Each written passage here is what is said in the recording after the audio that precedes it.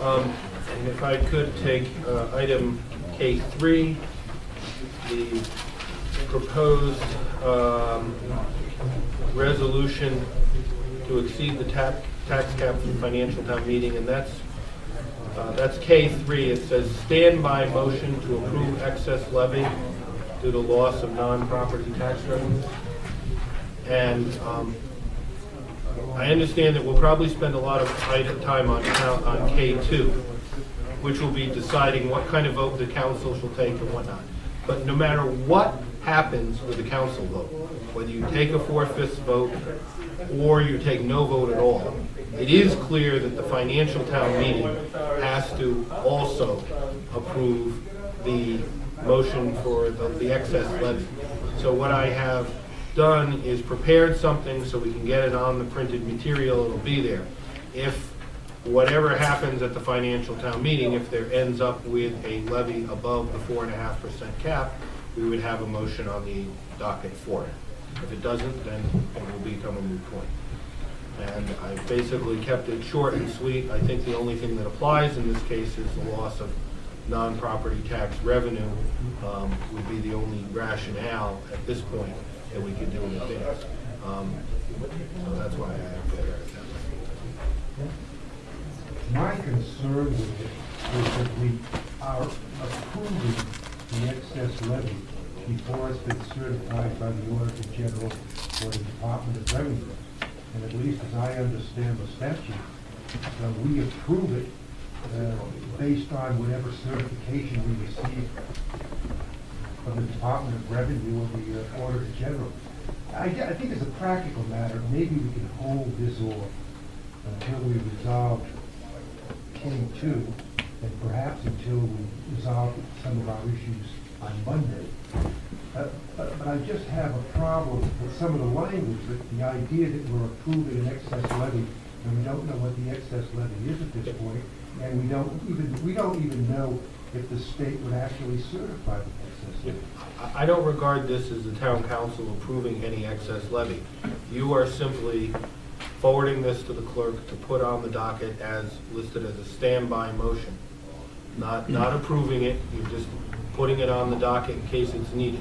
Well, the language though is, the language does say it is resolved But this that is the excess levy due to loss in total non-tax revenue is hereby approved. But that is for you're not approving this resolution. You're just voting to put this on the docket. It's the financial town meeting that's resolving that. This is for the FTM, not for you.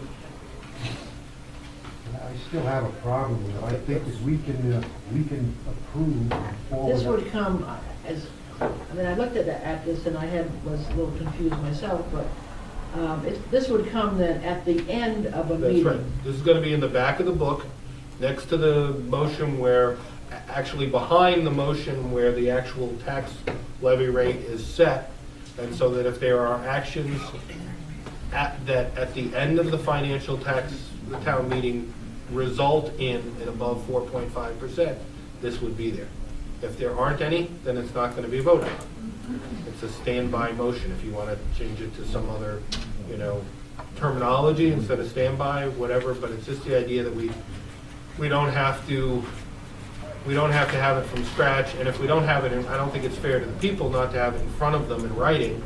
The other alternative will be to print up 1,200 of these to have to hand out to people if we need them at that point. If we don't need them, all we've used is a little extra ink. I think I have a tendency to want to agree with Mr. Lambert on this one here. I think that any motion to approve or disapprove a levy is going to come from the floor. And I think it's just incumbent on us to provide this, and I think by providing a printed version available too, if someone wishes to make that motion. I think that's my opinion. Because we seem to be approving an excess levy despite the fact, really, at this point, we may not have an excess levy. We may not go over the In which case you wouldn't use the resolution. But I think the feeling is that if it's in the docket, that it gives the appearance that we have approved a levy. even though it says standby. But I know if the average person in Tiverton got their docket and saw this in the back of it, whether there was an excess levy or not, would assume there was one. Well, There's a I discussion don't, on the floor. you know, we keep talking about the financial town meeting, but the people that there, they are your neighbors, and they kind of know what they're doing. I don't mind changing the, call it a, to be used only if the meeting approves the excess levy due to loss of non-property tax revenues. Because at that point, we will have gone to the state, they will have identified the one, you know, that 1.4 is not coming our way. And we can say anything, but I can see the point of having something there in the docket. I prefer really to go through the process, and if we're talking about printing 1,200 copies of this piece of paper at some more appropriate time, I think it's worth the expense rather than trying to confuse this record. We don't know that we're going to receive the cap. We don't know that a certification would be approved by the state. We don't know in what amount it would be certified, and then we don't know whether the town council would actually approve a levy that's in excess of the cap. We're assuming all of this. I understand it's a standby motion. Boy, we're skipping an awful lot of steps that may or may not lead to this point. I mean, I'm not adverse of deferring this, I mean, keeping it and seeing where we come out vis-a-vis, we can argue about it in August or July, Or they, or, exactly. Well, it has to be printed. right. See, again, my feeling is that I would prefer, if need be, that we print these separately. You know, and again, it's a guidance, because again, the motion will come from the floor.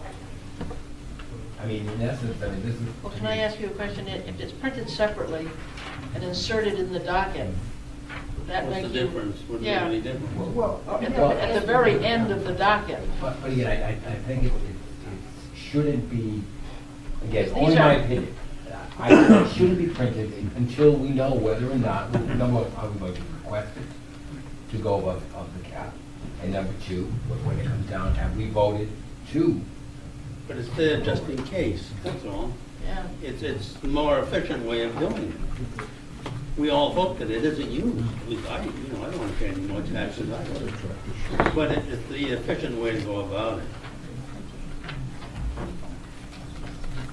I don't know what printing involves really. I mean, it seems to me that you could take this piece of paper and run it through a Xerox machine, then you'd have 1,200 copies in half an hour. Or maybe, right? Really? It's not a problem. And you're going to pass those out. We could put it on the back table with all the other reports. If that's what you chose. Because remember, there's a table in the back of the financial town meeting with all the appropriate reports from me.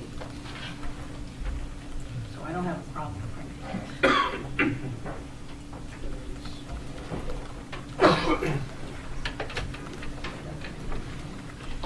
Are you ready for a motion? You guys discuss it. I make a motion to proceed with the recommendation of the town solicitor. Printed in the back page. I'll second it. Okay, motion is second, discussion. I just want to say a few things. First of all, as the chairman of the budget committee, we will probably finish our voting on Thursday in 3 days. It looks like it's the situation now where we will come in under the cap, okay? Seems to be going that way. At that point, according to the policy that's going to be discussed next, a lot of things wouldn't happen in numbers, I don't think 1 to 3 or whatever it looks like. So there would be no need at that point to go for a waiver. There would be a lot of things that wouldn't happen.